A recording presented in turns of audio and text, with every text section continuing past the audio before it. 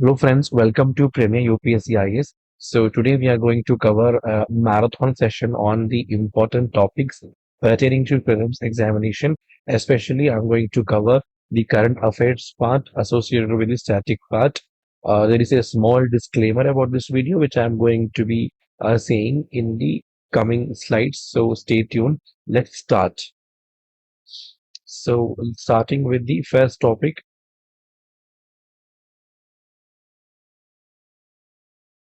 Ranipur Wildlife Sanctuary. Okay, so Ranipur Wildlife Sanctuary,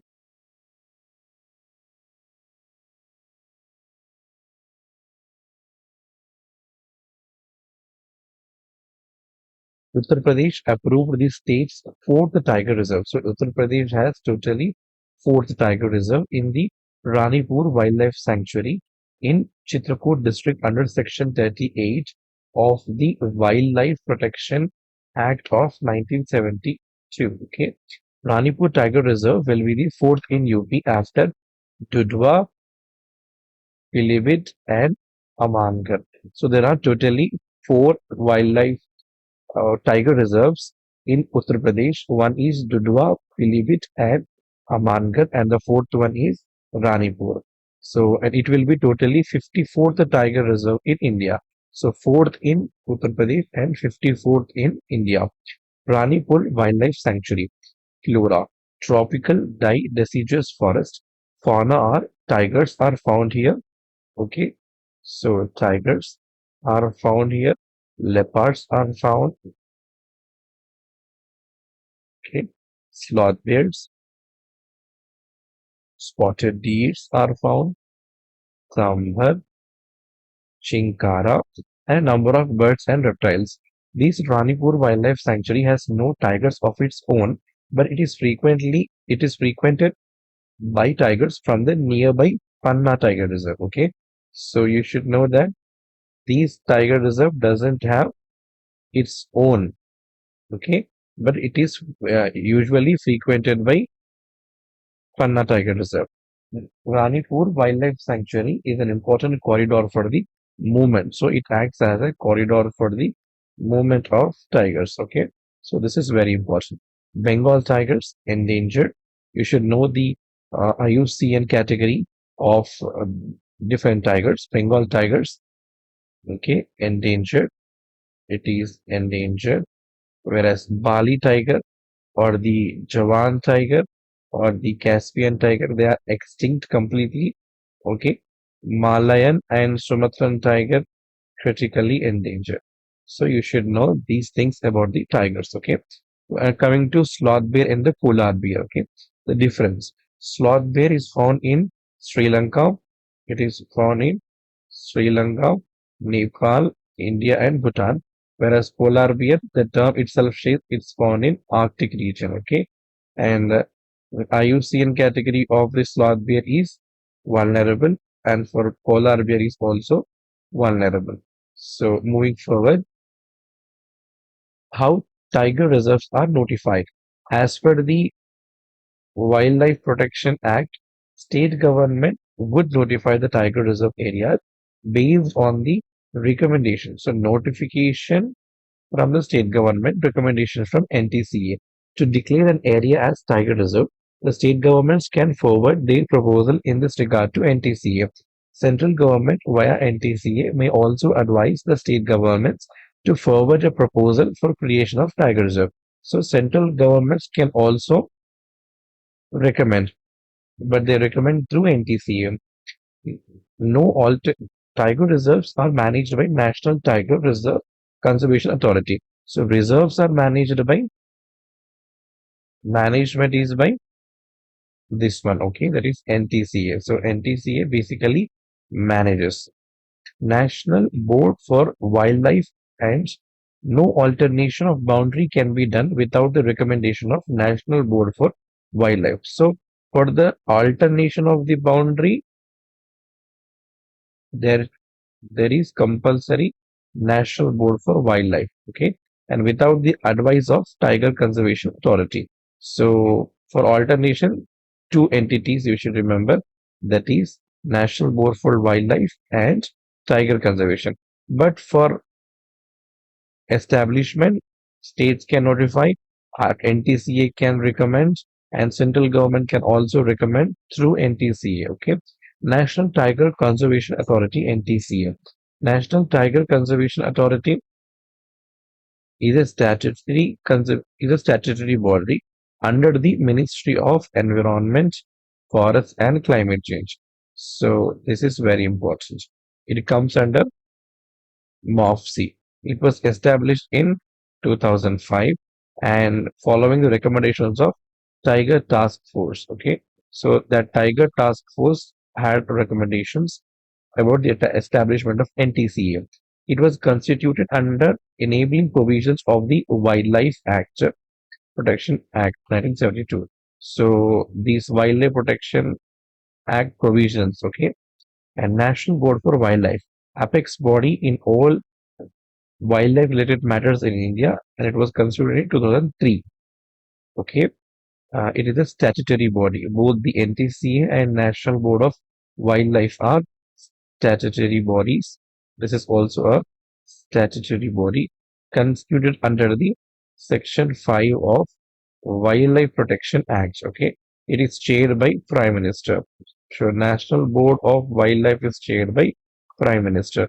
An advisory board and advises the central government on policy matters concerned with the wildlife conservation in the country. It approves the projects, okay, in and around the protected areas. So that is the functions of National Board for Wildlife category. We should remember both the NTCA and National Board for Wildlife category are statutory bodies formed under Wild Protection Act, but National Board for Wildlife is chaired by the Prime Minister.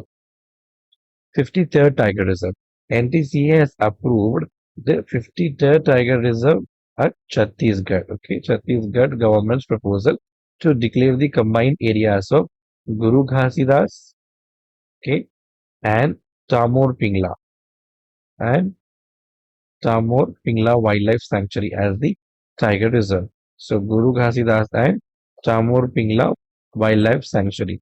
This will be the fourth Tiger Reserve in the Chhattisgarh after Udanti Sita Dadi, Achanak Mar, Indravati. Now fourth one is basically the combined areas of Guru Ghasidas and Tamor Pingla. So this is about the 53rd Tiger Reserves in India. 52nd Tiger Reserve. Recently, Ramgarh Vishdhari Wildlife Sanctuary received a nod from the NTCA Technical Committee to become the fourth tiger reserve of Rajasthan. So Chhattisgarh is also having four tiger reserves. Rajasthan is also having four tiger reserves, and UP is also having four tiger reserves. The other tiger reserves of Rajasthan are Ranthambore Tiger Reserve in Savai Madhopur and Sariska Tiger Reserve in Alwar and Mukundra Hills Tiger Reserve in Kota. And the fourth one is Ramgarh Vishdhari Tiger Reserve, which is present in the Ramgarh Vishdhari Wildlife Sanctuary of the Rajasthan. Okay, Project Tiger. Project Tiger is a tiger conservation program. Project Tiger is a tiger conservation program launched in April 2000, launched in April 1973 by the Government of India during Prime Minister Indira Gandhi's tenure. The project aims at ensuring a viable population of the Bengal tiger in its natural habitats, protecting it from extinction, and preserving areas of biological importance as a natural heritage that represent the diversity of ecosystems across the tiger's range in the country. Okay, so ecosystem also. What is M-Stripes? M-Stripes stands for Monitoring System for Tiger Reserves. M-Stripes stands for Monitoring the Tiger Reserves. Okay, it is basically for tiger reserves. Monitoring System for Tigers' Intensive Protection and Ecological Status. That is M-Stripes. This mobile app is used for surveillance. This basically is used for surveillance, okay, and patrolling of tiger populated areas. So this is a mobile app that you should remember. Okay, it was developed by NTCA and World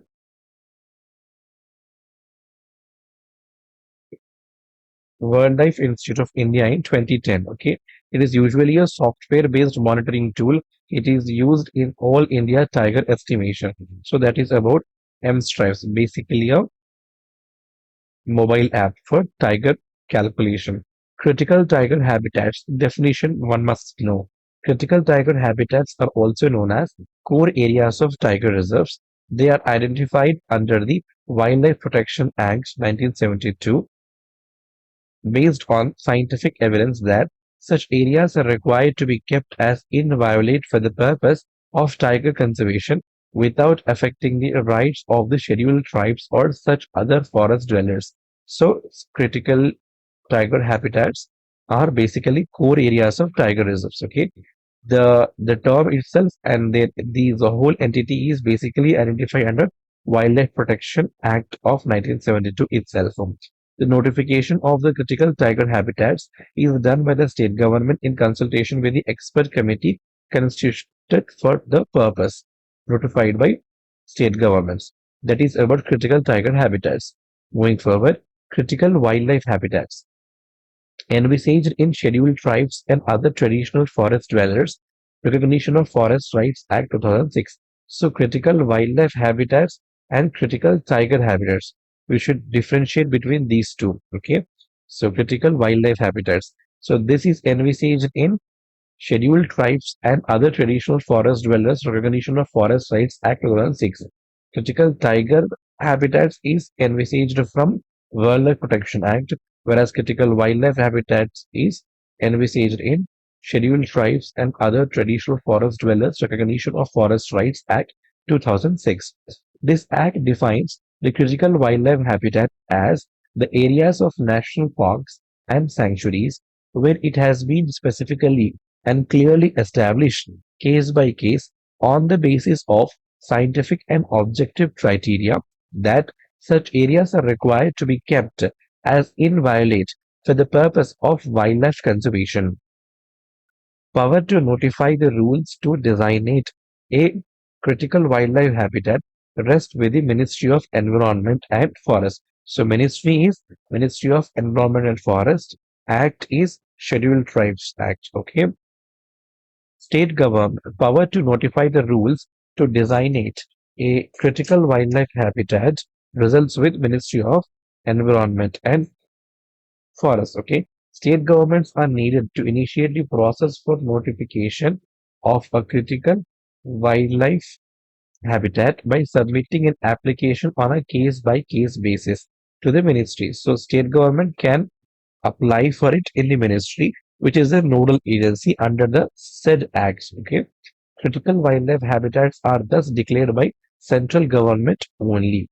Okay, but habitat rights of the particularly vulnerable tribal groups under the critical wildlife habitats are recognized by Ministry of Tribal Affairs. So within this habitat area, the power vests with ministry. Okay, but the within this habitat area, the rights of the PVTGs rest with the Ministry of Tribal Affairs. So that one should understand. Moving forward, International Tiger Forum. It is meeting of tiger range countries. First in 2010, St. Petersburg, and second in 2022 in Vladivostok. Important, okay? Important declaration. Paris Declaration by ISA, St. Peter's Declaration, Tiger two times by 2x by 2022, Bishkek Declaration to protect and conserve the snow leopard habitat by 2020, Gandhinagar Declaration, conservation of migratory species of ecological connectivity, New York Declaration, voluntary and non-binding focuses on halting the deforestation, Florianopolis Declaration against the commercial whaling, Colombo Declaration decreasing nitrogen waste by 50% by 2030. So all these declarations are very important pertaining to prelims examination. One should remember it thoroughly. Okay. Moving forward, first International Tiger Forum. So it happened in 2010 at St. Petersburg. It is that is St. Peter's Declaration, countries agreed to double the tiger's population. Okay, so that is called as St. Petersburg Declaration Tiger 2x by 2022. Moving forward, Global Tiger Recovery Program implemented. So this International Tiger Forum implemented the program called as Global Tiger Recovery Program. Okay, implemented the St. Petersburg Declaration. India achieved the target of doubling the tiger's population in 2018 itself. Nepal was the first country to achieve the target. TX2 program, Worldwide Fund Initiative, double by 2022, target set under the Petersburg Declaration. So the same target also taken by WWF initiative. Okay. Second International Tiger Forum held in Vladivostok in 2022. Okay. So that is called as Vladivostok Declaration. Every country update their national tiger recovery program. That was the part of declaration. Strengthen community stewardship for conservation of tiger community participation, basically protect the habitats and prey base of tigers, ensure enforcement of international standards in tiger-related crimes. 13 tiger-range countries identified, example, Bangladesh, Bhutan, Cambodia, China, India, Indonesia, Malaysia, Myanmar, Nepal, Russia, Thailand, and Vietnam. So 13 tiger range countries also an important expected prelims question, and the second International Tiger Forum happened in the Vladivostok Declaration. That is also important. Okay. Global Tiger Forum. Global Tiger Forum is the only intergovernmental platform of tiger range countries which has been consolidated tiger action plans of the range countries. So basically, these tiger forums also have tiger range countries, but they are basically international one. They have tiger range countries, but this is only intergovernmental platform which tiger action plans are given. In International Tiger Forum, basically there are declarations, but this Global Tiger Forum gives the action plans. You should not confuse between the Global Tiger Recovery Program and Global Tiger Forum. The forum was formed in 1993, okay, whereas the International Tiger Forum, first one in 2010 and the other in 2022, whereas the Global Tiger Forum in 1993 on recommendations of International Symposium on Tiger Conservation. It meets every 3 years. It is headquartered in New Delhi, India. 13 tiger range countries consist of Malaysia, Bangladesh, Bhutan, Cambodia, China, India, Indonesia, Laos, Myanmar, Nepal, Russia, Thailand, and Vietnam. It envisages utilize cooperative policies, common approach, tech expertise, and scientific module for protection. So that are the important topics pertaining to Global Tiger Forum, important for prelims 2023. Okay.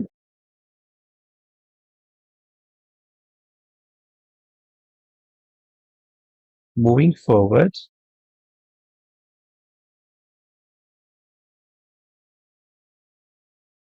Global Tiger Initiative.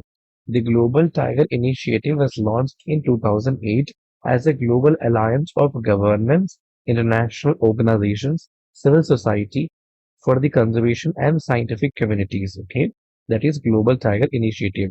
Private sector with the aim of working together to save the wild tigers from extinction. In 2013, the scope of the Global Tiger Initiative was broadened to include the snow leopards. The Global Tiger Initiative's founding partners included the World Bank, the Global Environment Facility, the Smithsonian Institution, Save the Tiger Fund, an international tiger coalition representing more than 40 non-government organizations. The initiative is led by 13 tiger reserve countries, which we have studied in earlier slides. Moving forward, Asia's largest biogas plant in Lehragaga, Sangrur in Punjab. So this was in news basically about the biogas, but the plant, the largest in Asia, is present in the Lehragaga in Sangrur, Punjab in India. Let's see about the biogas. Compressed biogas from bio-waste like stubble and crop residue generated through anaerobic decomposition. So basically decomposition, but in the absence of oxygen conditions, that is anaerobic decomposition.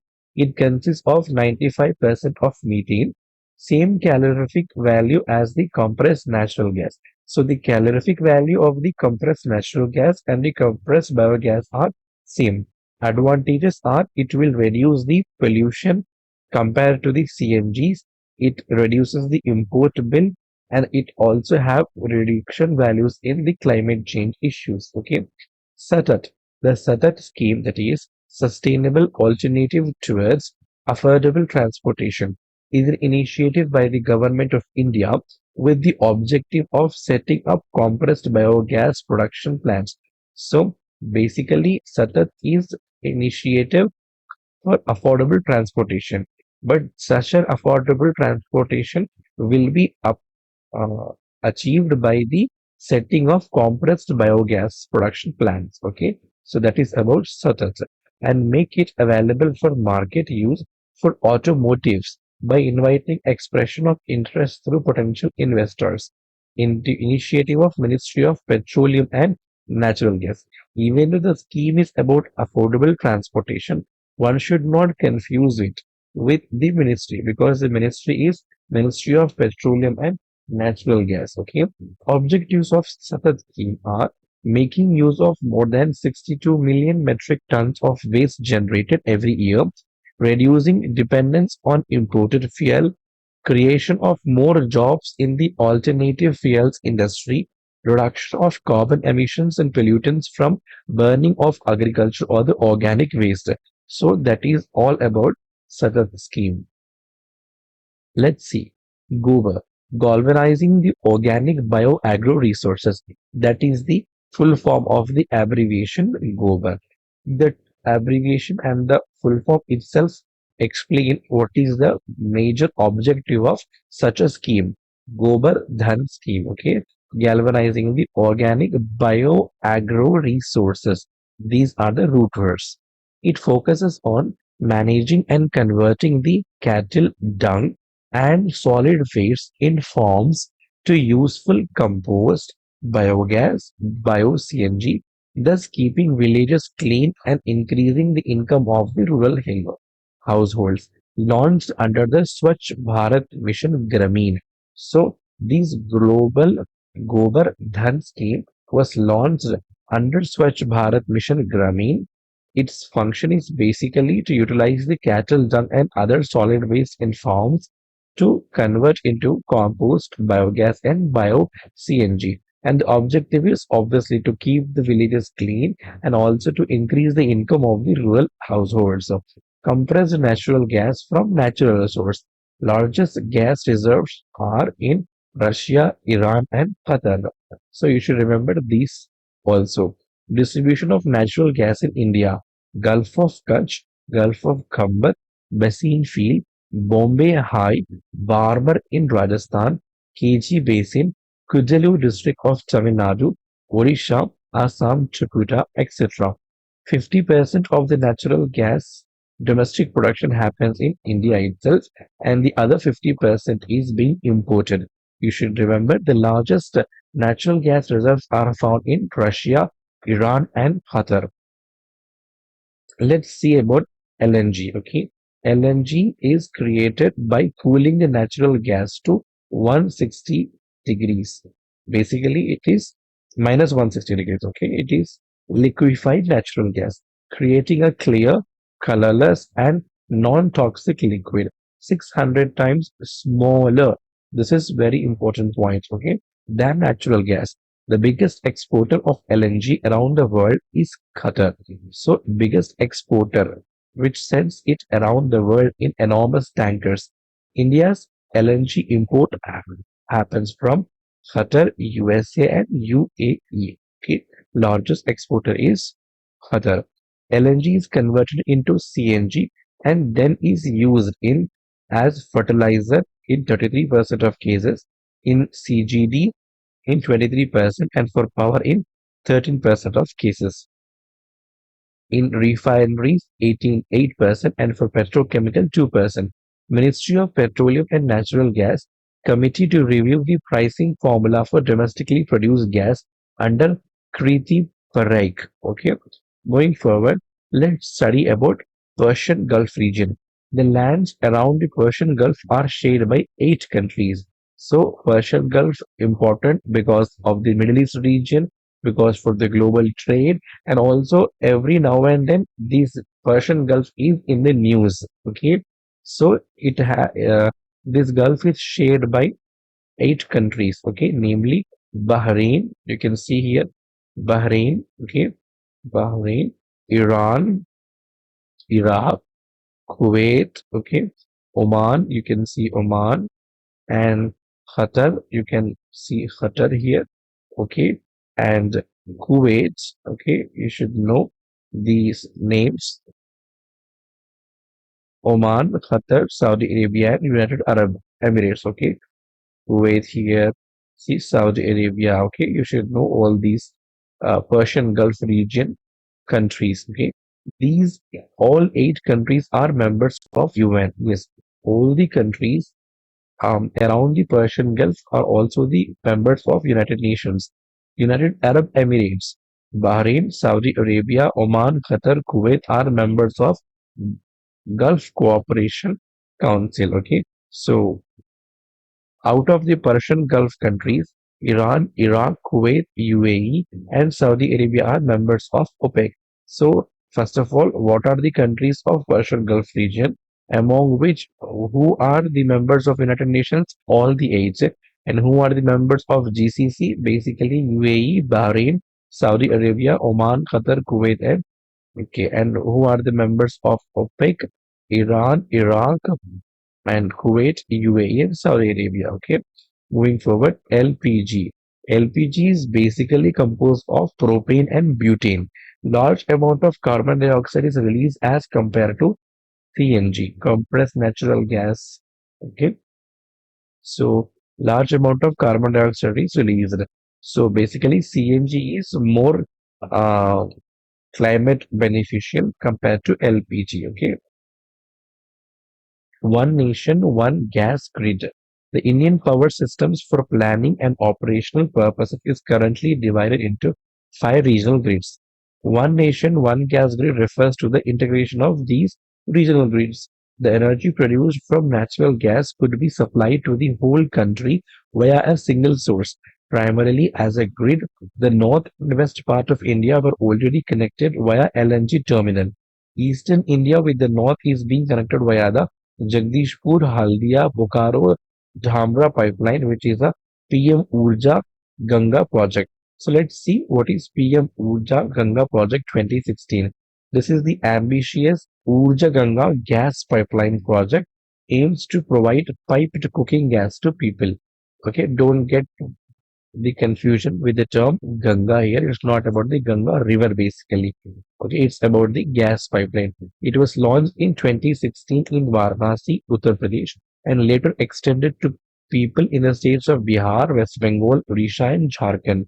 It is also known as Jagdishpur Haldia Bokaro Dharma Pipeline Project, that is JHBDPL, connecting the eastern states with the national gas grid. The project is being implemented by GAIL. Okay, let's see the Ujjwala. Pradhan Mantri Ujjwala Yojana. Okay, PMUY is a flagship scheme with an objective to make clean cooking fuel such as LPG available to the rural and deprived households which are otherwise using traditional cooking fuels such as firewood, coal, cow dung, etc. Usage of traditional cooking fuels had detrimental impacts on the health of the rural women as well as on the environment. First target is providing the 8 crore LPG connection by 2020. Ujjwala 2.0 scheme is those who left out of the first target plus the migrants are included in the Ujjwala 2.0. Okay, moving forward, syngas. The syngas consists of methane, carbon dioxide, carbon monoxide, hydrogen gas, and basically water produced through coal gasification. So you should know what is syngas, does it consist of, and how it is produced. Can be used for fertilizer, fuels, solvent, and synthetic material. So these are the uses of syngas. Moving forward, underground coal gasification. The underground coal gasification is an industrial process where coal is converted into gas while it's still underground. It involves drilling boreholes into the coal seam, injecting water and oxygen, and partially burning the coal underground. So basically, the gasification happens after drilling into the coal seam. Water and oxygen are injected and coal is partially burned. That is underground coal gasification. Okay, that is how the coal is converted into gas. That is syngas. Shale gas. Shale gas is extracted from shale rock using fracking or hydraulic fracture of the rock. India has several shale formations which seem to hold shale gas and oil. The shale gas formations are spread over several sedimentary basins such as Cambay, Gondwana, Krishna Godavari, and Kaveri on lands. Okay.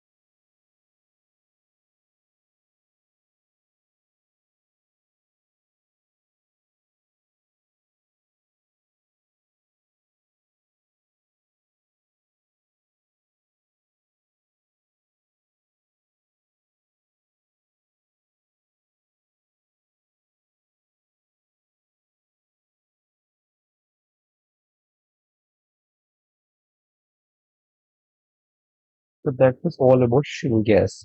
Moving on, tight oil, found in smaller patches, deeper than conventional crude oil, extracted through fracturing or fracking. That is called as tight oil. Okay. Moving forward, crude oil, also called as black coal. Major products obtained from distillation of crude oil are 1. Butane and propane used in LPG, petrol, naphtha used in chemicals, kerosene and aircraft fuel, diesel, fuel oil, fuel for ships and power stations, lubricating oil, paraffin wax, and asphalt. All are the major products obtained after the distillation of crude oil. Diesel prices in 2020. So the first time in 2020, the diesel became costlier than petrol in India. Base price of diesel is higher than petrol globally, as diesel product has a higher cost of production. However, in India, the price of diesel historically has been lower than petrol, and it is largely attributed to the varied tax structure on the two fuels. The excise duty and the VAT structure had been lower on diesel. Hike in duty on diesel was much more than that of petrol in 2020, thus making taxes on the two fuels almost equal. With a higher base price of diesel, the price in the retail market was higher than petrol. Petrol versus diesel. The calorific value of diesel fuel is roughly 45.5 mg per kg, slightly lower than petrol, which is 45.8. So the calorific value of the diesel is slightly lower than the petrol. However, diesel fuel is denser than petrol and contains about 15% more energy by volume. So more energy by volume in diesel and more denser than petrol. Okay, petrol contains hydrocarbons with chains between 5 to 12 carbon atoms long, with diesel's chains being slightly longer at 10 to 15 atoms. Okay, so long chain in diesel, more denser, and values. Okay, like calorific value is roughly lower, but the energy is a bit more when compared with by value. Breakup of the petrol prices. Price charged to dealers around 42% of retail price. Excise duty levied by center around 31% of retail price. Dealer commission average around 4% of retail price. Sales tax or VAT levied by state varies state to state around 23% of retail price. Petroleum products, petrol, diesel, aircraft fuel, etc. are not covered under the purview of GST regime. So once you know this common knowledge question on the petrol and diesel, okay? Octane number, knocking, and cetane number. Octane ratings are the measure of fuel stability. So the term octane number denotes the fuel stability. It is the ability of the fuel to avoid the knock. Octane ratings are not indicators of the energy content of fuels. So basically, octane number is not about the energy, but about the fuel stability, how the fuel is going to avoid the knock and going to make itself stable. Knocking occurs when the fuel is prematurely ignited in the engine cylinder due to high temperature and compression. So whenever the fuel is prematurely ignited in the engine cylinder due to high temperature and compression, then the knocking occurs. Fuel burns unevenly and this degrades the efficiency of the engine and damages the engine. That is called as knocking. Okay. So the ability, that is octane number ability, will prevent the knocking. An anti-knock agent is a gasoline additive used to reduce the engine knocking and increase the fuel's octane rating by raising the temperature and pressure at which auto ignition occurs. Example is tetraethyl lead, UNEP. World has eradicated the lead petrol, said by UNEP. Okay. Moving forward, higher the octane number, higher is the resistance of the fuel to knock. In other words, higher the octane number, the fuel can withstand more compression before detonating. The 100 octane petrol. The Indian Oil Corporation launched the first 100 octane petrol in 2020.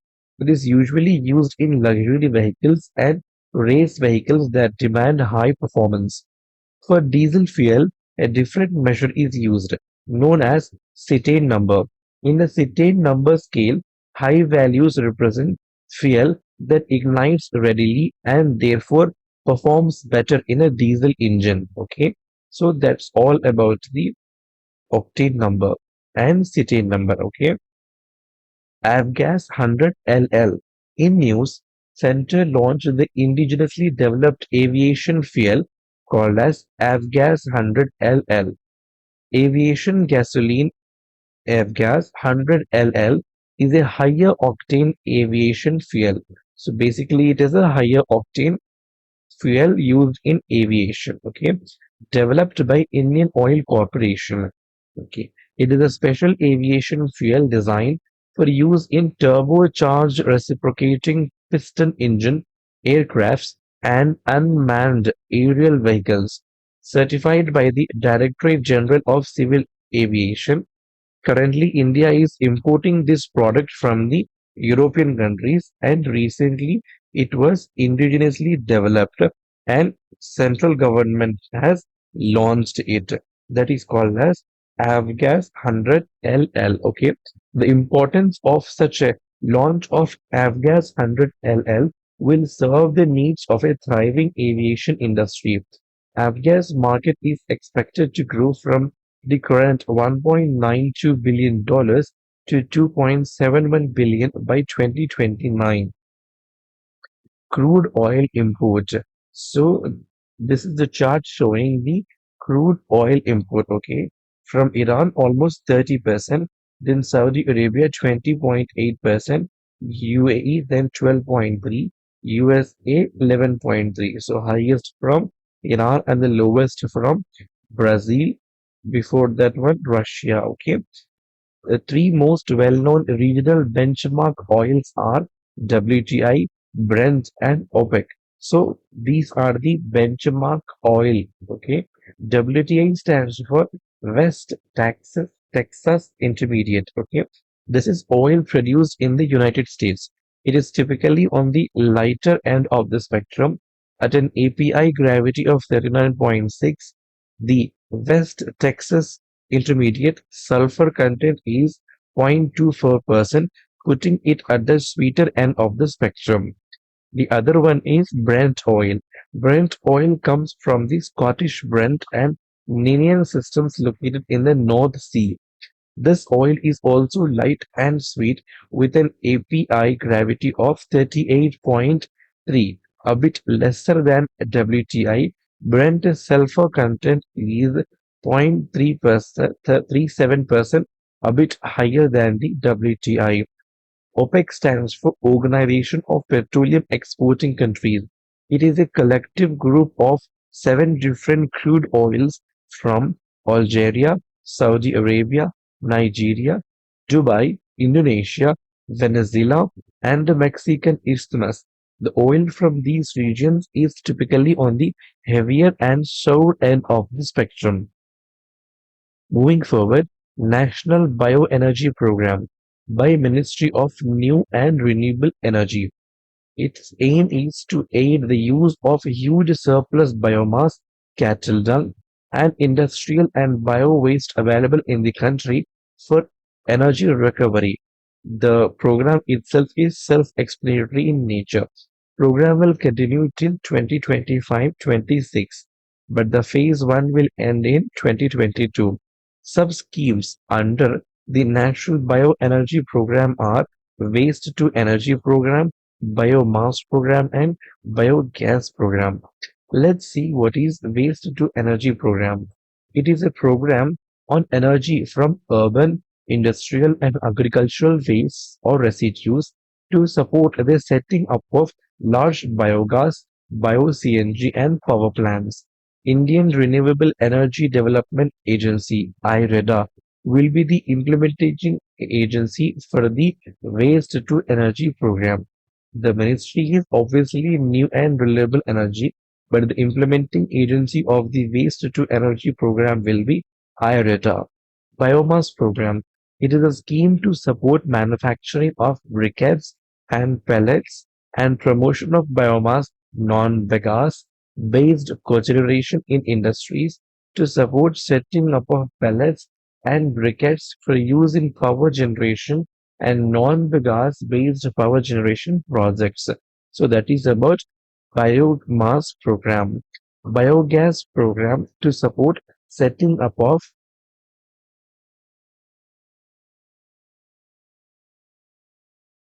family and medium-sized biogas in rural areas. Indian Renewable Energy Development Agency (IREDA) under the Ministry of New and Renewable Energy. It is NBFC. Basically, it is a non-banking financial company engaged in promoting, developing, extending financial assistance for setting up projects relating to new and renewable sources of energy and energy efficiency or conservation. The motto of the IREDA is Energy Forever. Let's see about OPEC. OPEC stands for Organization of the Petroleum Exporting Countries. It's a permanent intergovernmental organization. It was created at Baghdad Conference in September 1960 by Venezuela, Iraq, Saudi Arabia, and Kuwait. Currently, it has 13 members, but the founding members were in 1960, Venezuela, Iran, Iraq, Saudi Arabia, and Kuwait only. It was created at the Baghdad Conference. Its headquarters are in Vienna, Austria. OPEC aims to smoothen the supply of oil in an effort to set up the oil price in the world market that would avoid the fluctuations that would affect the economics of both the purchasing and producing countries. The membership of OPEC is open to any country that is a big exporter of oil. So basically, OPEC is a group of countries who are exporting the petroleum, and the reason, the objective of the OPEC is to control the fluctuations of the oil price in the world market. Okay, Organization of the Petroleum Exporting Countries, OPEC. It's a permanent intergovernmental organization. Okay, we have studied this one. Currently, the organization has 13 member countries: Algeria, Angola, Congo, Equatorial Guinea, Gabon, Iran, Iraq, Kuwait, Libya, Nigeria, Saudi Arabia, United Arab Emirates, and Venezuela. OPEC aims to smoothen the supply of oil in order to set up oil prices that would avoid fluctuations that would affect the economy of both producer and purchaser countries. Membership of OPEC is open to any country which is a big exporter of oil.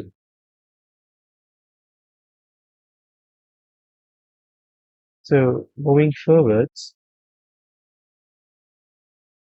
OPEC current members are Algeria, Angola, UAE, Venezuela, Saudi Arabia, Republic of Congo, Libya, Nigeria, Kuwait, Iran, Iraq, Gabon, and Equatorial Guinea. 13 countries, 5 Middle East, 7 African, and 1 South Asian. Okay. OPEC constitute 44% of the oil production and 81% of the reserve in the world. OPEC plus countries include Azerbaijan also. It includes Azerbaijan, Bahrain, Brunei, Kazakhstan, Malaysia, Mexico, Oman, Russia, South Sudan, and Sudan. Strategic Oil Reserve. Indian Strategic Petroleum Reserve Limited (ISPRL), a Government of India special purpose vehicle, has established strategic petroleum reserves, facilitates with total capacity of 5.33 million metric tons at three locations, namely 1. Vishakhapatnam, 2. Mangaluru, and 3. Paduru. Okay. The second phase will be Chandikhol in Odisha, and Pudur of Karnataka. Okay. PMJI-1 Yojana 2019 to create the ecosystem for setting up commercial projects and to boost the research and development in the 2G, that is second generation ethanol sector. So PMG1 Yojana is about the second generation ethanol sector. Provide the financial support to integrated bioethanol projects using lignocellulosic biomass and renewable feedstock. So basically integrated it is integrated project using lignocellulosic biomass and renewable feedstock under the PM Jeevan Yojana. Let's see different generations of the ethanol. First generation ethanol generated from food crops, second generation from the non-food crops, third generation from algae, and fourth generation from the carbon dioxide sequestration. Ethanol blending programs. The goal is 20% of ethanol blending to happen by 2025 in petrol, presently achieved close to 10%. E100 to set up um, network of production of distribution of ethanol in India. So E100 is basically a initiative. Okay, let's see what is biodiesel. Biodiesel is a form of diesel fuel derived from plants or animals. So it is basically a derivative and consisting of long-chain fatty acid esters. It is typically made by chemically reacting lipids such as animal fat, tallow, soybean oil, or some other vegetable oil with an alcohol, producing a methyl, ethyl, or propyl ester by the process of transesterification. So biodiesel derivative from the biomass and method is transesterification. Goal is 5% biodiesel blending by 2030. That is the basic goal. Okay. Repurpose cooking oil RUCO. It was launched by Food Safety and Standards Authority of India, FSSAI. Okay. Ecosystem to enable collection and conversion of used cooking oil to biodiesel. So basically, RUCO initiative was for conversion of this used cooking oil into biodiesel. Triple E strategy. It is also the initiative of FSSAI. Okay. First E in triple E is education, and then it is about the enforcement, and then comes the ecosystem. Okay. That is for basically to collect the used cooking oil and to produce the biodiesel from it. Repeated cooking leads to rise in total polar compounds, that is TPC in oil. That is why the Rugo should not be used. Especially Rugo is most commonly used in fast food centers in India. Okay, the total polar compounds contribute to increase rise of blood pressure, heart attack, liver disease, and Alzheimer's. Heart attack rewind campaign, also launched by FSSAI, the mass media campaign calling for elimination of industrially produced trans fats. So the main target of the heart attack rewind campaign is to eliminate the industrially produced trans fats in food supply by 2022.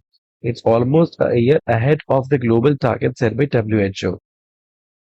What are trans fats? Trans fats are basically unsaturated fats produced by conversion of vegetable oil into semi-solid hydrogenated oil. Leads to cancer, cardiovascular diseases, diabetes, and also increases bad cholesterol. Polyunsaturated fats. Unlike the harmful trans fats, the polyunsaturated fats are helpful to health. Omega-3 and omega-6 fatty acids good for health, also acts as antioxidants found in fish oil, corn oil, soybean oil, and sunflower, etc. Replace. It's a strategy for WHO goal of zero trans fat by 2030. Replace provides the six strategic actions to ensure the prompt, complete, and sustained elimination of industrially produced trans fat from the food supply. It includes review, promote, legislate, assess, create, and enforce. Let's study about FSSAI. that is the Food Safety and Standards Authority of India. It is an autonomous statutory body established under Food Safety and Standards Authority of India under Ministry of Health and Family Welfare, headquarters in Delhi, responsible for protecting and promoting public health through regulation and supervision of food safety. Duties are framing regulations, laying down standards, data on food consumption. The Food Safety Index is also produced by FSAI to measure performance of states on five major parameters of food safety. The parameters include human resources, institutional data, compliance, food testing infrastructure and surveillance,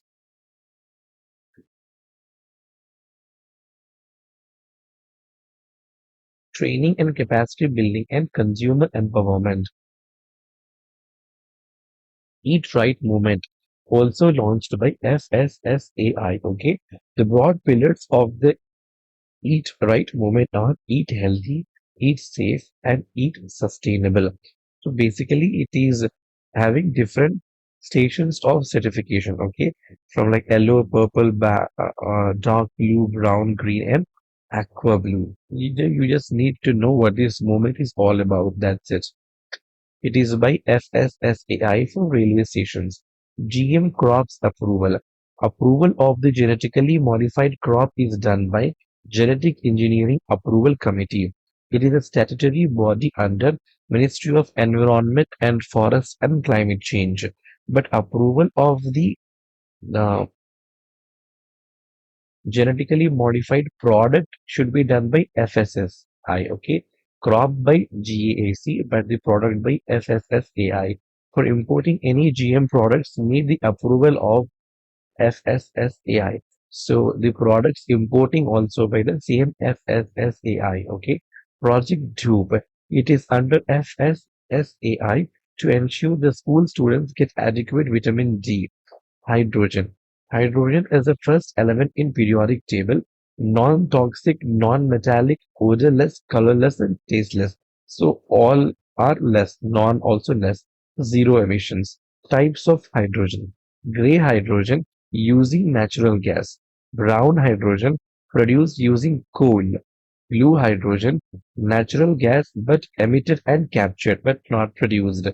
Green hydrogen, renewable energy hydrogen is called as green hydrogen. National Green Hydrogen Mission, the name itself suggests that it is under the Ministry of New and Renewable Energy.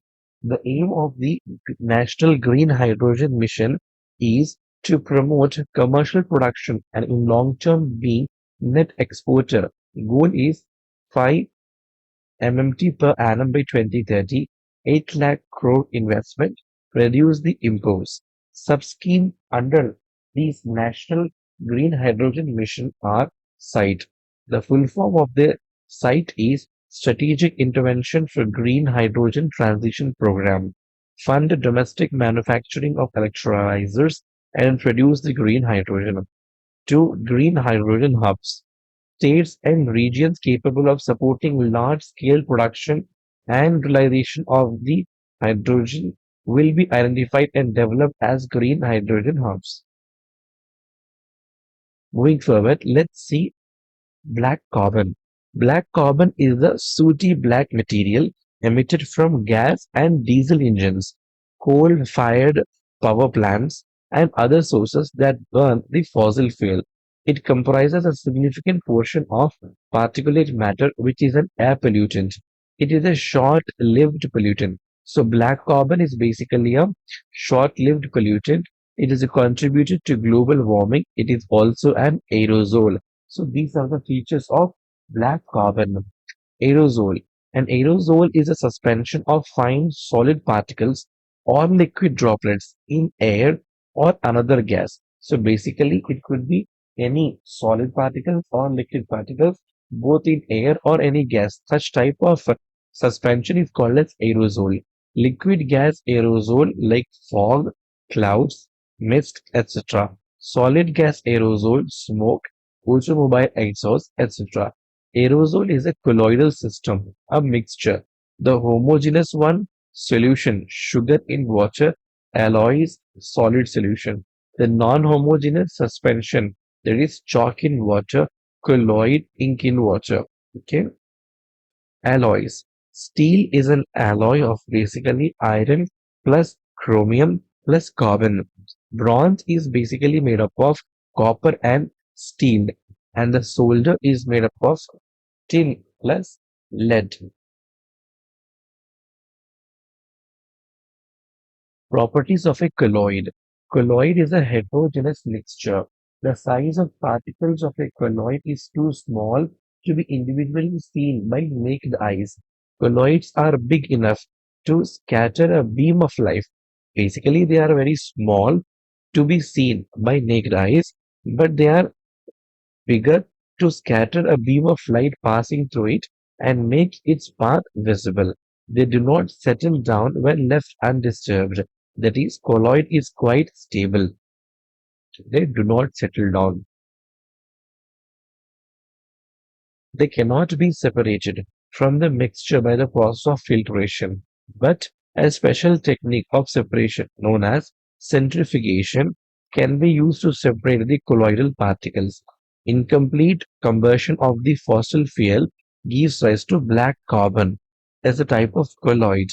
Incomplete combustion of biomass gives the brown carbon. Okay, the brown carbon is ubiquitous and unidentified component of the organic aerosol. The sources of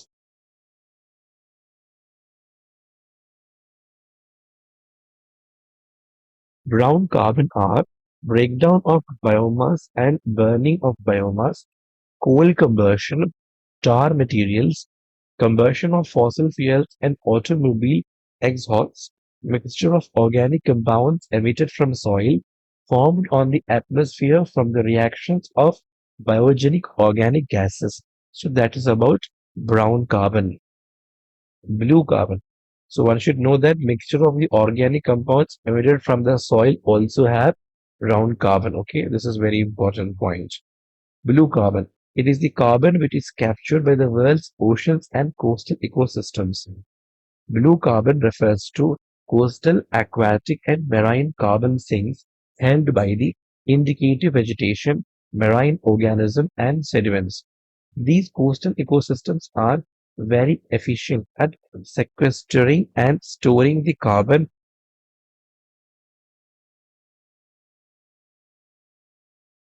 Each square mile of these systems can remove carbon from the atmosphere and oceans at rates higher than each square mile of mature tropical forests. So basically, it can sequestrate more than the tropical forest. That is the understanding. Okay. Asian brown cloud. It is a large atmospheric brown cloud that occurs annually from about November, May over eastern China and southern Asia. Eastern China and southern Asia, caused due to large amount of aerosol, that is either soot or dust, produced in combustion of fossil fuel and biomass across region. Geosphere Biosphere Program.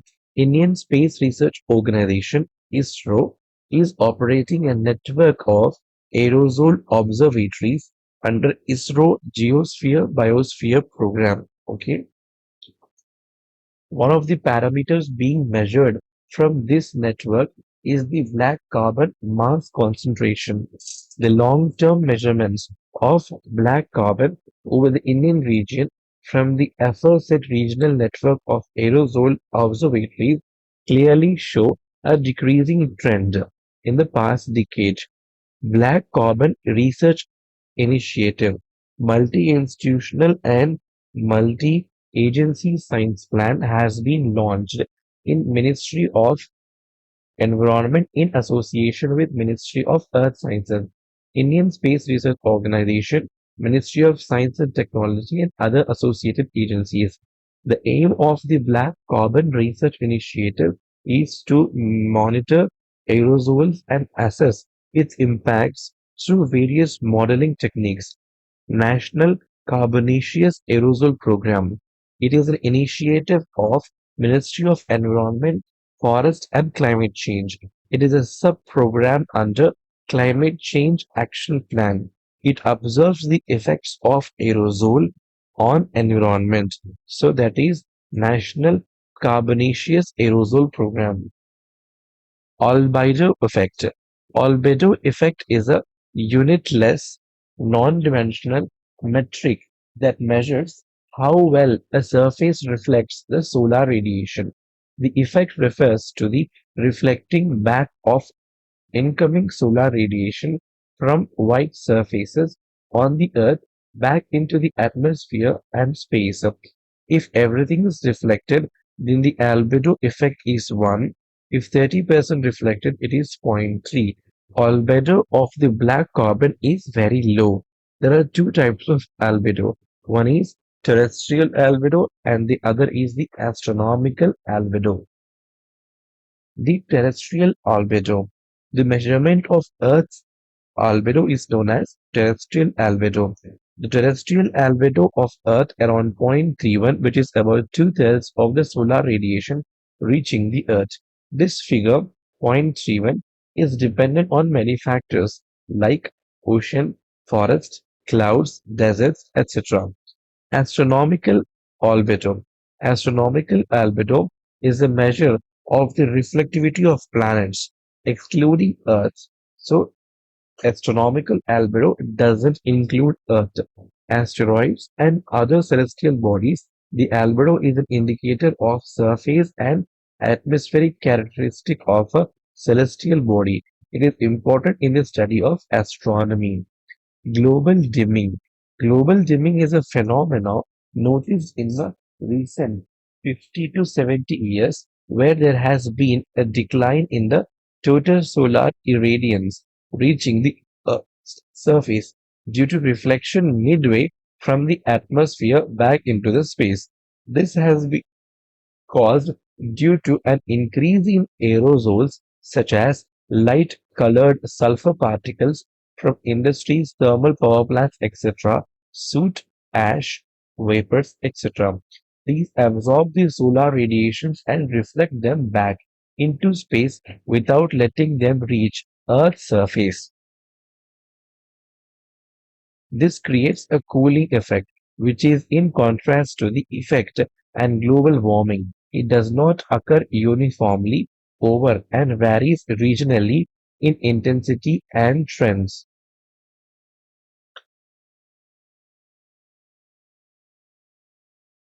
So, continuing with the environmental related satellites. Sentinel satellite by EU to monitor pollution. So Sentinel satellite is a satellite which was launched by European Union.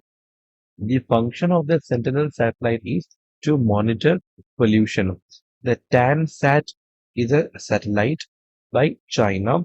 It is to monitor carbon dioxide, and the Venus Sat to monitor the environmental conditions. Okay, methane alert and response system, satellite-based system that enables government to detect emissions and take action on it.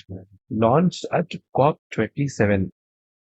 So, methane alert and response system is a satellite-based system that enables government to detect the emissions and take action on it. It is launched at COP27. It is a part of International Methane Emission Observatory. The International Methane Emission Observatory was launched by UNEP and G20 in 2021. So, uh, International Methane Emission Observatory at the UNEP G20 2021, and this IMEO launched the Methane Alert and Response System at COP27. Let's see about methane. It's a colorless gas. There are two sources of the methane: anthropogenic emission sources and natural sources. Methane is 25 times more potent than carbon dioxide, even though it is short-lived. Let's see the anthropogenic emissions sources of methane. It include landfills, oil and natural gas systems, agricultural activities, coal mining, stationary and mobile combustion, wastewater treatment, and certain industrial. Natural sources of methane include wetlands, gas hydrates, termites, oceans, freshwater bodies, etc. Global Methane and Climate and Clean Air Forum.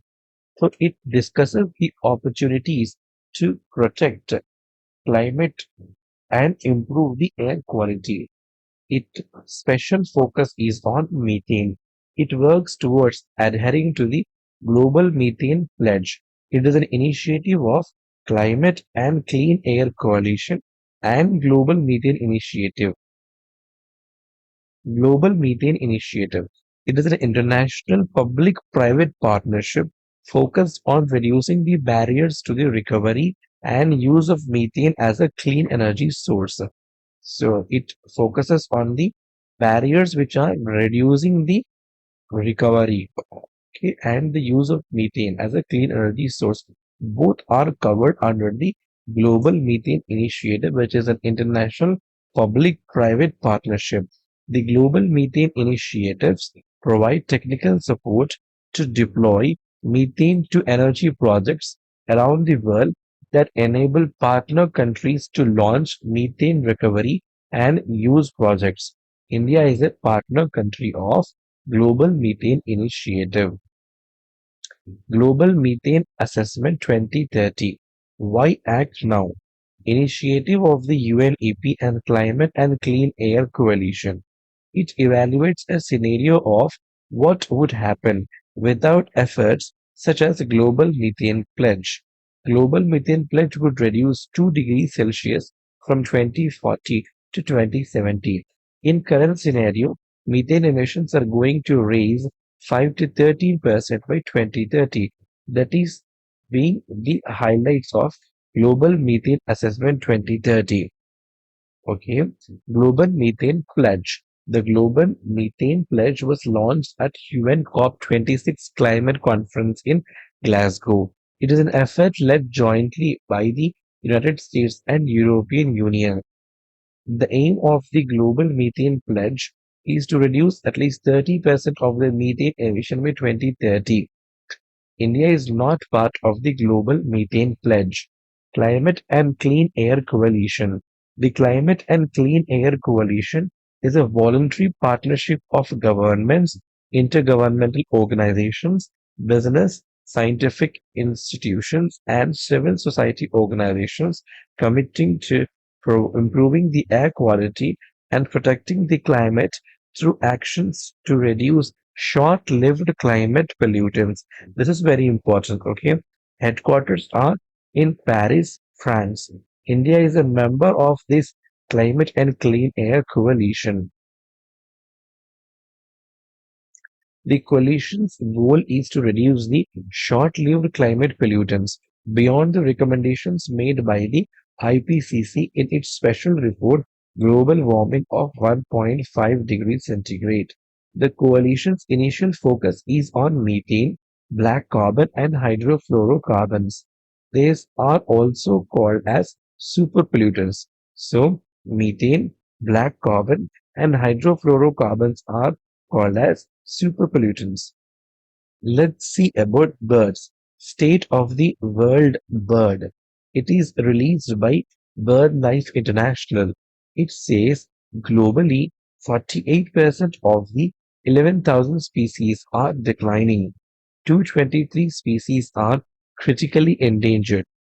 When it comes to India, the trend toward the declining bird diversity is just as alarming in India, where recent annual trends have been calculated for 146 species. Of these, nearly 80% are declining in numbers and almost 50% plummeting strongly. Just over 6% of the species studied show stable populations and 14% show increasing population trends.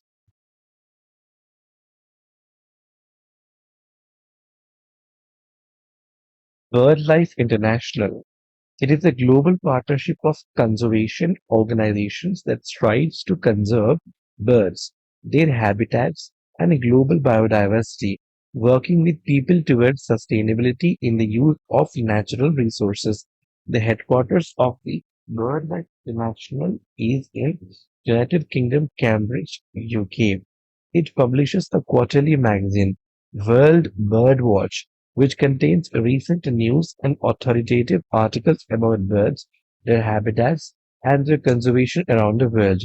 It is the official red list authority for birds for the International Union for Conservation of Nature. It also publishes important bird areas inventory. Wetlands International.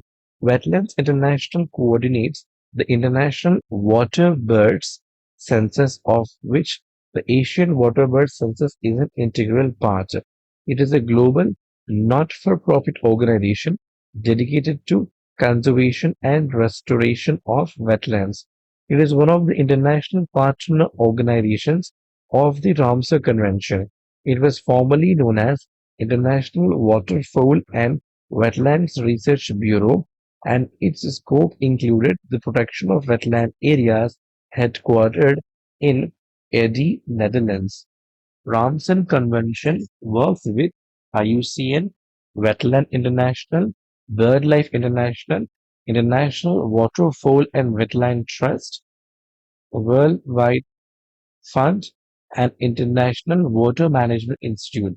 All these things are in collaborative work with Ramsar Convention. National Decadal Change Atlas, launched by Space Application Center. Waste Land Atlas. It is an initiative of Ministry of Rural Development. It is conducted with the help of National Remote Sensing Center. It provides state and district-wise distribution of different categories of wastelands area in the country and will be helpful in addressing the land degradation. Desertification and land degradation is given by ISRO. Wasteland Atlas by Ministry of Rural Development. Geospatial Energy Map of India. Niti Aayog, in collaboration with ISRO, developed Geospatial Energy Map of India. The purpose is to provide a holistic picture of all energy resources of the country. It also enables visualization of energy installations such as conventional power plants, oil and gas wells.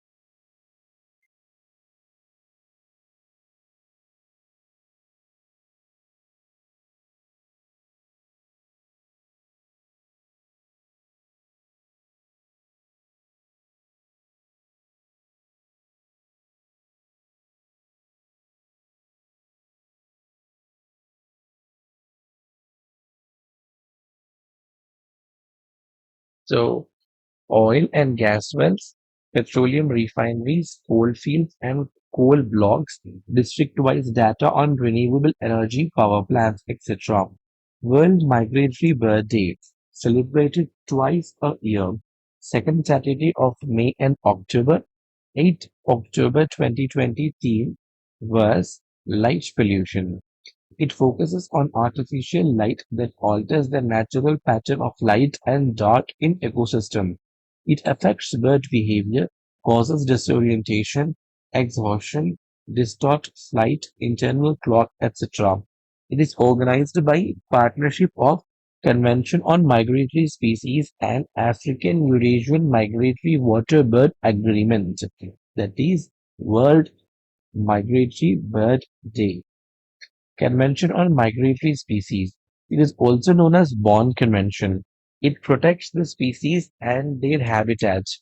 It came into force in 1983. India is a part of it.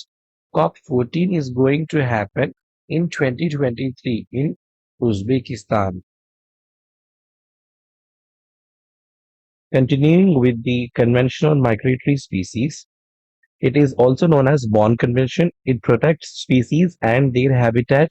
It came into force in 1983. India is a part of it. COP14 is going to happen in 2023 in Uzbekistan about CMS. Okay, CMS COP13 held in Gandhinagar in Gujarat. Mascot Great Indian Bustard. Theme for the COP13 was Migratory Species Connect the Planet and Together We Welcome Them Home. Gandhinagar Declaration was called during COP13 by CMS. It calls for conservation of migratory species and brings the concept of ecological connectivity. National Action Plan for the Conservation of Migratory Birds. So it is an initiative of Ministry of Environmental Forest from 2018 to 2023. The overall goal of the plan is to reduce population decline of the migratory birds and to secure their habitat. So basically, the plan of such a national action plan for the conservation of migratory birds is to reduce the population decline of the migratory birds and to secure their habitats. The short-term goal of the plan is to stop the decline in population by 2027. There are six components for such a national plan on migratory birds. So, one, species conservation, two, habitat conservation and sustainable management, three, communication and outreach, four, capacity development, five, research and knowledge based development, six, international cooperation. Let's see about flyways. Geographical areas. The geographical areas used by single or group of migratory birds during their annual cycle is called as a flyway. Okay, either a single bird can also use or a group, but it should be a migratory bird. That is called as flyway. There are total nine flyways, out of which nine, basically three are the major one passing through India. Okay, Central Asian Flyway, East Asian Flyway, and East Africa West Asia Flyway. Raptor Memorandum of Understanding. Memorandum of Understanding on the Conservation of Migratory Birds of Prey in Africa and Eurasia. Not a legally binding agreement. It is under CMS but not legally binding. India is a signatory of Raptor Memorandum of Understanding. Raptor. Raptor is a bird of prey. Basically, it is a bird but which preys on the meat. A bird of prey is a carnivore meat eater that kills and eats mammals, reptiles, amphibians, insects, rodents, as well as other birds. All raptors have a hooked beak, strong feet with sharp talons, keen eyesight, and a carnivorous diet. Raptors help in long distance sea dispersal. They are at top of food chain. They are indicator species. They help in pest control. So this is important features about raptor. Examples of raptors are owls, vultures, hawks, falcons, kites, etc. Amur falcon. It was always in news, so it is very important for prelims examination. Flocks of the migratory Amur falcon arrives in Arunachal districts and Naga hills. Name derived from the Amur River that forms border between Russia and China. World's longest traveling raptors are Amur falcons. They breed in southeast Siberia and northern China and migrate to India in winters. So basically they start from the Amur River between the Russia and China, but they migrate to India in winters. They migrate to Doyang Lake in Nagaland. So from the Amur River to Doyang Lake in Nagaland. Thus, Nagaland is known as the falcon capital of the world. IUCN status of the Amur falcon is least concern. Moving forward, Kolleru Lake, largest freshwater lake spanning in two districts of Andhra Pradesh. So it is largest freshwater lake. The two districts spanned are Krishna and West Godavari in Andhra Pradesh. Located between deltas of the Krishna and the Godavari deltas, serving as a natural flood balance. So this lake serves as a natural flood balance. Okay.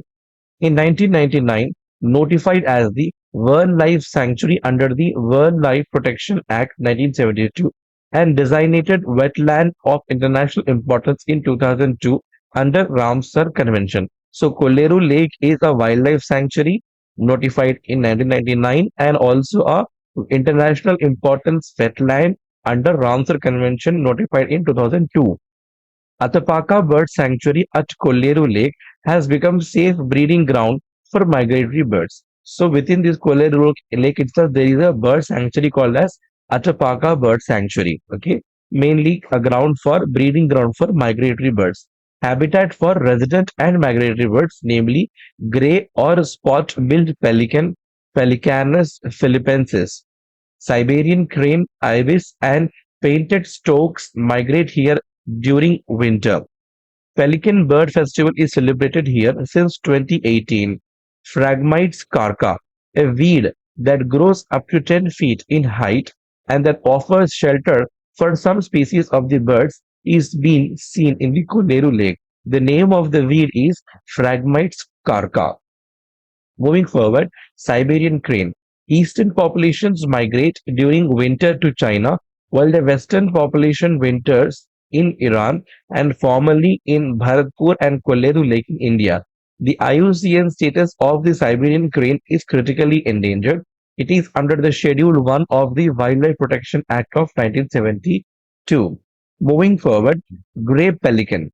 Species is found to breed in peninsular India, Sri Lanka, and Cambodia. Okay, main habitat is shallow lowland freshwaters, inland and coastal waters. It is not migratory but are known to make local movements, especially during winters.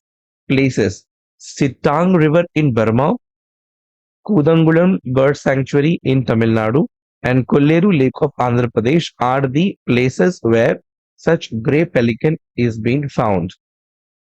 The IUCN status is near threatened, Schedule 4 in the Wildlife Protection Act 1972. Painted storks. They are resident in most regions but make seasonal movements. They prefer freshwater wetlands in all seasons.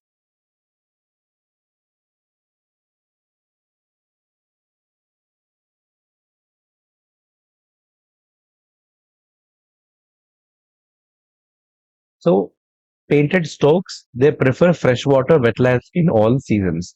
Also uses irrigation canals and crop fields, particularly flooded rice fields during monsoon. Population extends eastwards in Southeast Asia, while Indus River as its upper boundary. Breeding is always on large trees. The IUCN status for the painted storks is near threatened. Water Bird Status Survey 2022 conducted in Chilika Lake. So it's very important. Water Bird Status Survey conducted in Chilika Lake. Census was undertaken jointly by Odisha State Wildlife Organization, Chilika Development Authority, and Bombay Natural History Society. So all these three entities were responsible for the survey, that is Water Bird Status Survey 2022. Nearly 11 lakhs waterbird and wetland dependent species visited the lake, among which the 3,58,889 birds, 97 species, were counted in Nalabana Bird Sanctuary inside the Chilika. Okay, a decrease by 65,899 from the previous year. So, such a drastic number of decrease in the birds number has been analyzed during this survey. Marginal decrease in number of species, namely northern shoveler, red-crested pochard, increase in numbers for greater flamingo. So even though other species were decreased in number, but greater flamingo was seen in increased numbers. Northern shoveler. The IUCN status of the northern shoveler is least concern. Breeds in the northern Europe and North America. Migrates to India's subcontinent in winters. Observed in Chilika Lake. The numbers are decreased. Red-crested pochard. The IUCN status is least concern. The breeding habitat is lowland marshes and lakes in southern Europe and Central Asia. Migrates to Indian subcontinent in winters. The numbers have been decreased recently. Bar-headed goose. The bar-headed goose is found in central China and Mongolia. Recently spotted in Rushikulia River. So these bar-headed goose, even though found in China and Mongolia, they were recently spotted in Rushikulia River. These are birds which can fly even at very high altitude. So don't confuse with the word goose. It is basically a bird. They migrate Indian subcontinent during winter and stay till the end of the season. They have capacity to transport and consume oxygen at high rates in hypoxia also. IUCN status is least concern. Another similar species to bar-headed goose is lowland waterfall, which differs with former by having the no hypoxia capacity. So similar in nature except the hypoxia capacity seen in the bar-headed goose recently spotted in the Rushikulya River. Moving forward, Global Silk City Network. The Global Silk City Network so far has 13 best silk producing cities across 9 countries. So the name itself defines this is a network of all those global cities which are basically identified for silk. Okay. Bengaluru became the first Indian city to be a member of the Global Silk City Network. These cities have same philosophy to protect silk and related heritage. The network helps artisans and craftsmen to exchange knowledge, build trade relations, and understand the craftsmanship techniques. The International Sericultural Commission was founded in Lyon in 1950s and came to Bangalore in 2030. Karnataka contributes to nearly 45% of the country's total mulberry silk. In Karnataka, silk is mainly produced in Mysore districts 140 kilometers from Silicon Valley of India, that is Bangalore. Bangalore, Mysore silk heritage. Bangalore silk is known for its simplicity, purity, and texture of silk, which is meticulously produced in the silk forms of Bangalore, Karnataka. The first silk forms were formed in the 1898 by the Honorable Jamshedji Nusserwanji Tata at a village called Basavannagudi in the southern part of Bangalore. The Tata silk form was set up with Japanese professionals coming all the way from Japan to imbibe the much needed scientific knowledge and the intricacies of sericulture. The Bangalore became the hub of silk cultivation and the silk weaved here started gaining huge reputation from people far across the globe. West Bengal's Murshidabad district, known to produce fine silk over past 300 years during Mughal rule of Murshid Quli Khan, Nawab of Bengal, may join the GSCN in future. The International Sericultural Commission is an intergovernmental organization engaged in development of sericulture and silk industry in world registered with UN. Established in 1960, member 21 countries including India, the headquarters of such an international organization that is the International Sericultural Commission is present in Bengaluru. Earlier it was in Lyon, France. The International Sericultural Commission is a global platform for exchange of ideas, knowledge, materials, products, and resources. The mission is to emerge sericulture and silk industry as economically viable rural enterprise for inclusive development to effective use of silkworm and silk in industrial, pharmaceutical, and cosmetic sectors. The objectives of the International Sericulture Commission are development of sericulture industry in existing and new areas through coordinated actions and convergence of programs, frame global policy for silk industry and its implementation through concerned global agencies, protect interest of silk industry and stakeholders at national and international levels, research and development in emerging areas using silk as material and silkworm as biological model. So that is all about International Sericulture Commission. Let's see the key facts about silk. Silk basically originated in China. Stages are egg to larva to pupa, pupa to adult. They go through a four-stage molting process called as metamorphosis. India is the second largest producer of silk in the world, first being China. India is the largest consumer of silk in the world. India is the only country in the world to produce all the five varieties of silk on commercial scale: mulberry, oak tassar, tropical tassar, muga, and eri.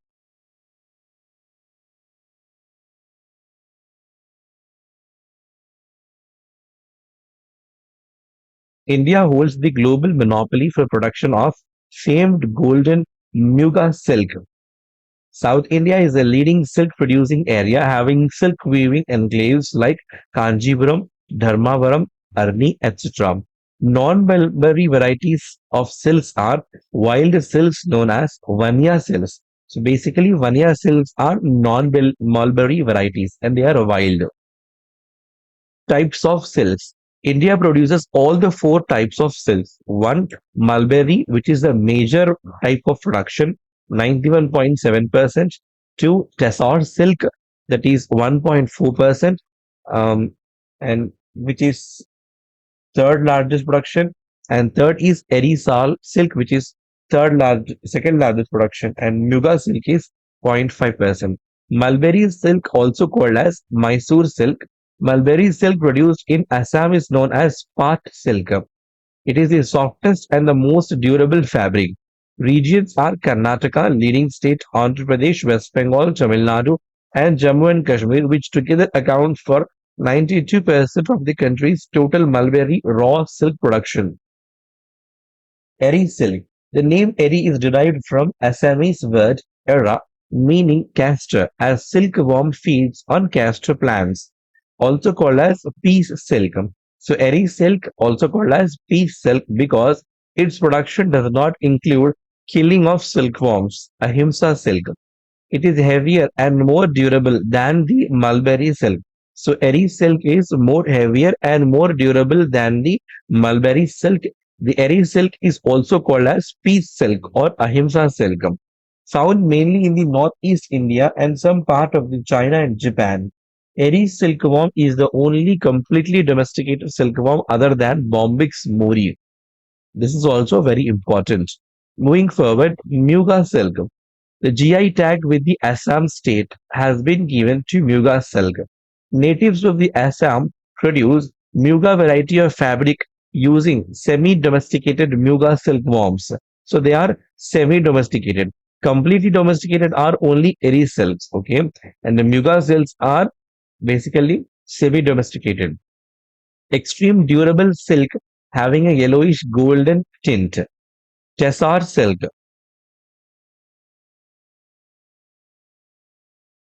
So, Tessar silk, also called as Tussar silk, also called as Kosa silk. India is the second largest producer of Tussar silk.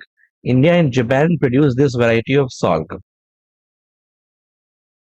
Green silkworms are producer of Tessar silk.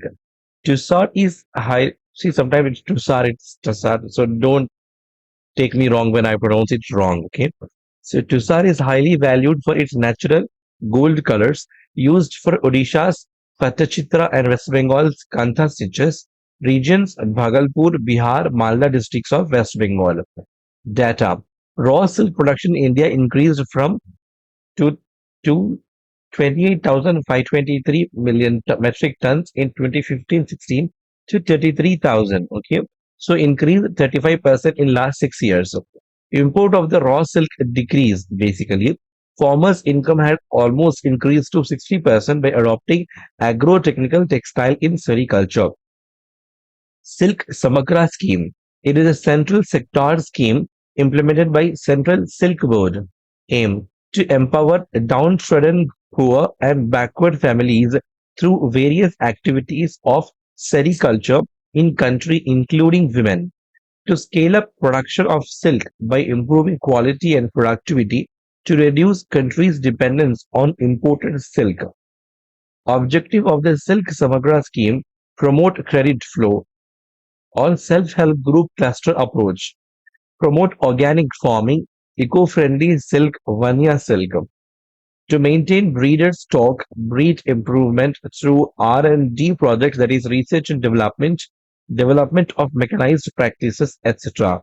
Technology translation through sericulture, information linkages and knowledge system, Silk's portal. Use of silkworm byproduct like pupa for poultry feed, mobile application for stakeholders and for seed quality monitoring. It comprises of four components. One, research and development. Two, training. Three, transfer of technology and IT initiatives. And four is seed organizations. Coordination and market development. Quality certification system QCS or export brand promotion technology upgradation are all the features of Silk Samagra scheme. Silk's information system. Sericulture information linkages and knowledge system is single window information and advisory services system for planners, administrators, and farmers practicing sericulture. It is coordinated by Northeastern Space Application Center and funded by Central Silk Board.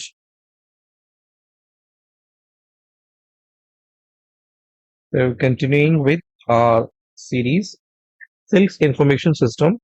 Sericulture information linkages and knowledge system SILS is a single window information and advisory services system for planners, administrators, okay, and farmers practicing sericulture. For all these three groups, this information system is used. It is coordinated by Northeastern Space Application Center and funded by Central Silk Board.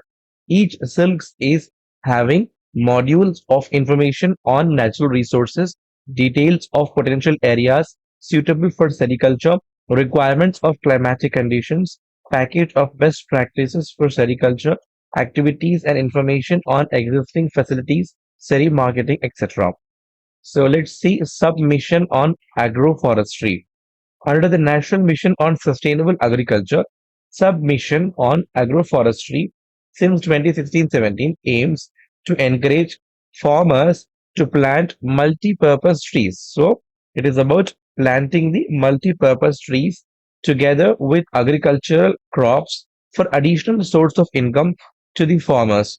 Here it has targeted for augmentation of sericulture host plants. Example, mulberry, asan, Arjuna, Som, Soalu, Keseru, Badakeseru, Hanat, etc. To be cultivated both as block plantations and border of or peripheral plantations on farm plants. This can generate additional income for farmers.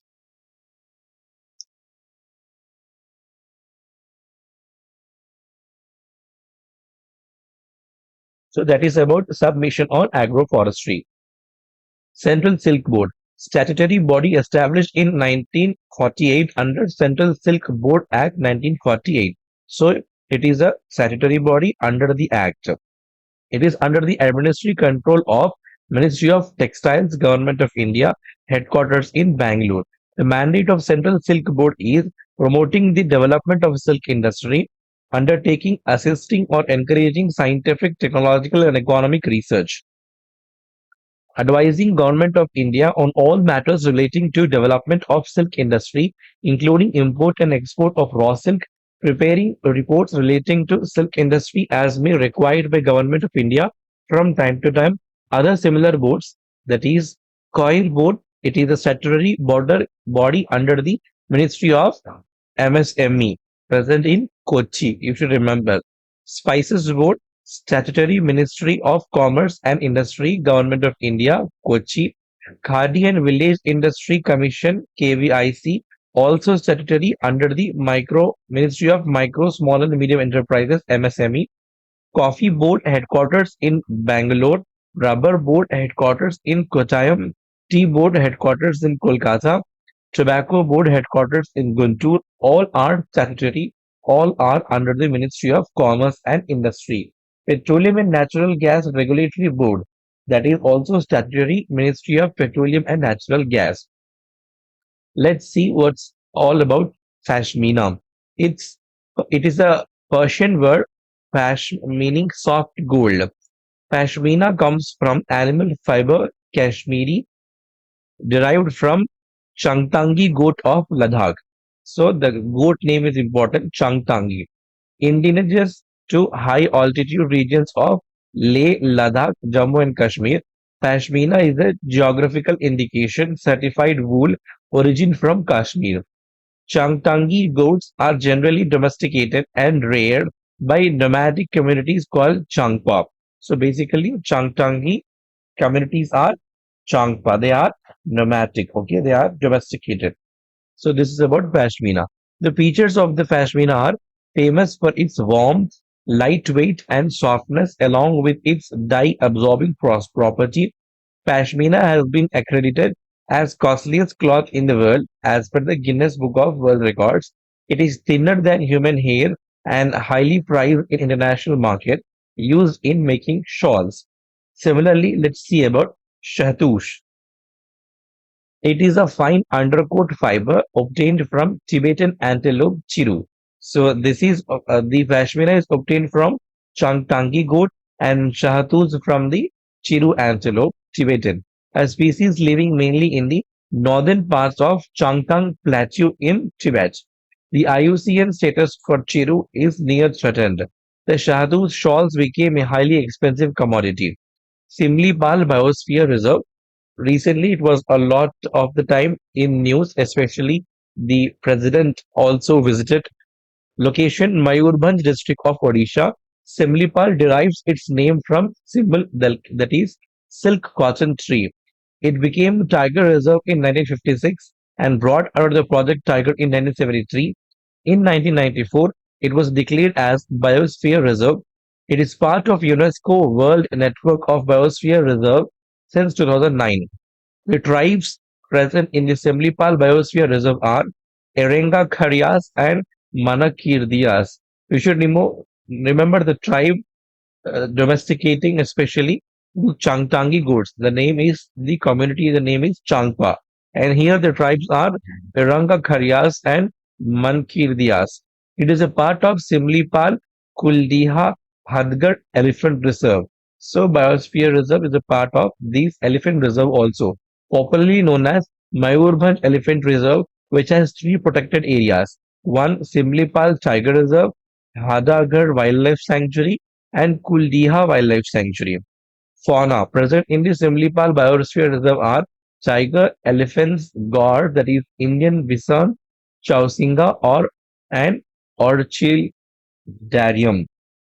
Moving forward, International Year of Millets, declared by General Assembly of United Nations. It was adopted by India-led resolution that was supported by some 70 countries.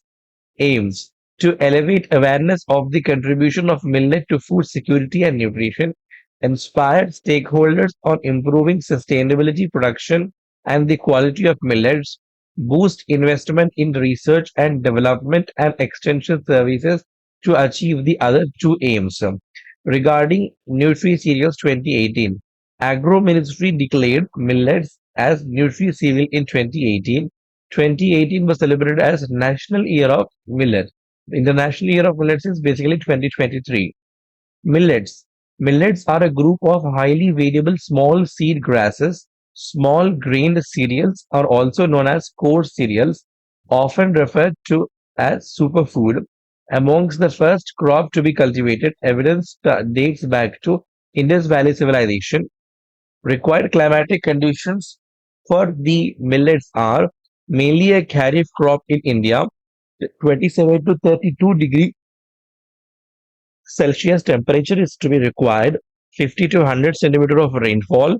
Inferior alluvial or loamy soil is the soil type and short growing season of 70 to 100 days. The millets in India is largest producer of millet in the world. It accounts for 20% of global production and 80% of the Asia's production. The common millets are ragi, also called as finger millet, jowar, sorghum, sama, little millet, bajra, pearl millet, varigam, proso millet, jhangora, barnyard millets, and kangni, that is foxtail millet. Indigenous variety have many names, especially kodo, kutki, chenna, and sanwa. Top millets producing states are one Rajasthan, followed by Karnataka, Maharashtra, MP, UP. Production of millet increased,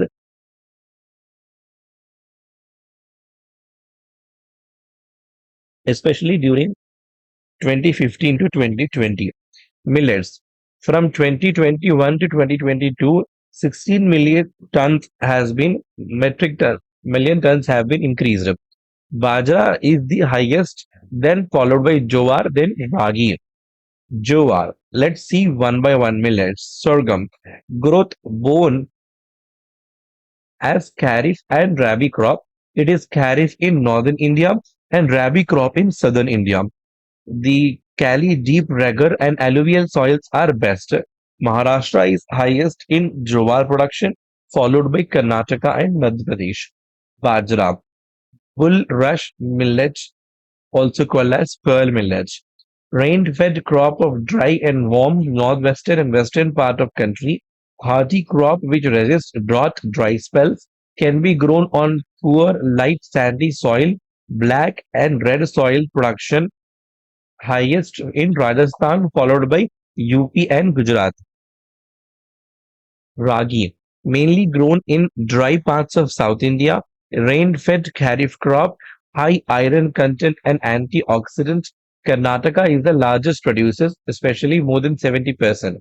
Significance of millets against health issues, gluten-free and have low glycemic index, and can help in tackling lifestyle problems and health challenges such as obesity, diabetes, etc.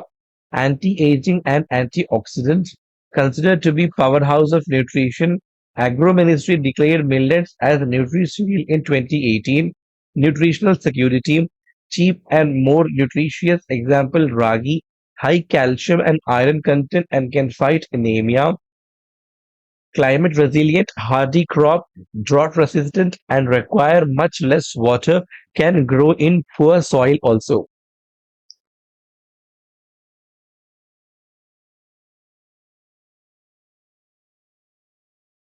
Famine reserves, prolonged storability and short growing season, economic security, low investment for inputs. The GI glycemic index, that is, it is rating system for food containing carbohydrates. It shows how quickly each food affects the blood sugar level. That is called as glycemic index. Indian Institute of Millet Research present in Hyderabad. It is a agro research institute engaged in basic and strategic research in millets, operates under ICAR, that is Indian Council of Agricultural Research, conducts the agro research on millets, breeding, improvement, pathology, and value addition. That are the functions of Indian Institute of Millet Research present in Hyderabad. Agricultural and Processed Food Products Export Development Authority (APEDA) under APEDA Act 1985 under Ministry of Commerce, headquarters in New Delhi. The functions of APEDA are promotions of export-oriented production and development of the scheduled products, responsibility to monitor sugar imports, carrying out inspection of meat and meat products in slaughterhouses, processing plants, storage premises, conveyances, or other places where such products are kept or handled for the purpose of ensuring the quality of such products. Registration of persons as exporters of the scheduled products on payment of such fees as may be prescribed. Moving forward, APEDA is mandated with the responsibility of export, promotion, and development of the following scheduled products: fruits, vegetables, and their products, meat and meat products, poultry and poultry products, dairy products, confectionery, biscuits, and bakery products, honey, jaggery, and sugar products, and such many other types. Green pepper in brine, cashew nuts, and its products. Okay.